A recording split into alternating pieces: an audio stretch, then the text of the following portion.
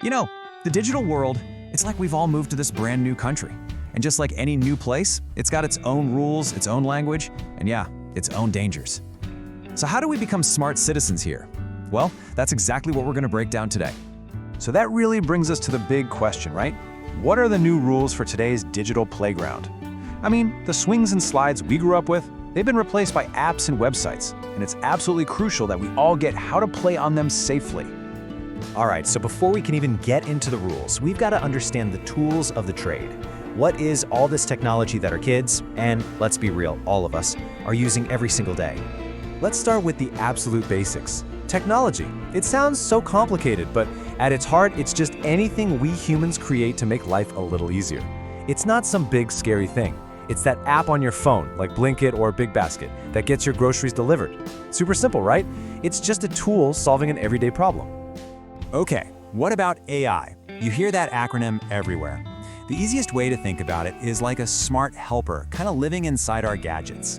Its main job? To learn from what you do so it can try to guess what you want next. So how does this actually work? How does this little helper learn? Well, it's all about patterns. Say you watch one cartoon on YouTube. The AI inside YouTube makes a little mental note. Its goal is to keep you watching, so it thinks, aha, they like this kind of thing. The next thing you know, your entire YouTube page is full of similar cartoons. That's AI in action, learning what you like to keep you hooked. Okay, so knowing the tools, that's step one. Step two is all about using them to build good habits, not bad ones. Just like anything else in life, right? It all comes down to building a healthy, balanced routine. And this slide just lays it out so perfectly, doesn't it? On one side, you've got screen time with a purpose, using an app to learn something new, doing research for a project, creating something cool. But on the other side, mindless scrolling, gaming for hours on end, watching reels when you should be sleeping. See, the technology is exactly the same. It's the habit that makes all the difference. And look, this isn't just some abstract idea. This is real life. Take this story about a 12-year-old kid from Pune. He started out watching study videos. Totally good intention.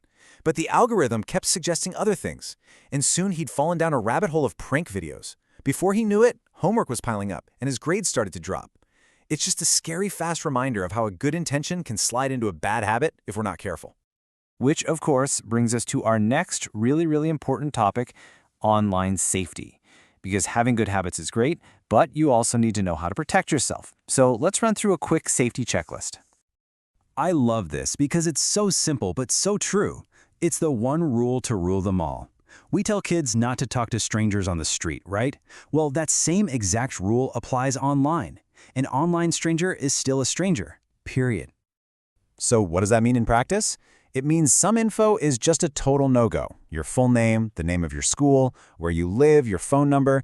Think of these as the keys to your house. You'd never just hand them out. And yeah, even a photo in your school uniform can give away too much information.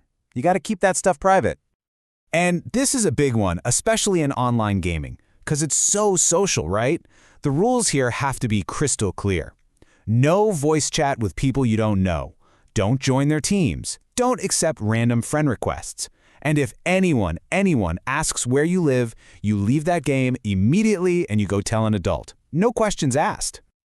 Now, staying safe online isn't just about strangers and data. It's also about taking care of our actual bodies. And for that, I want you to remember just one number, 20. What's so special about 20?